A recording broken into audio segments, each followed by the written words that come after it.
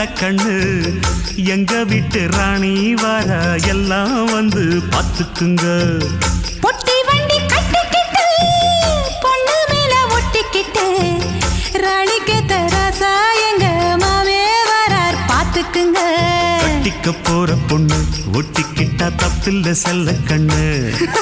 தப்புன்னு யாரு சொன்ன கண்ணந்தொட்டு தாளத்தை போடு நல்லா.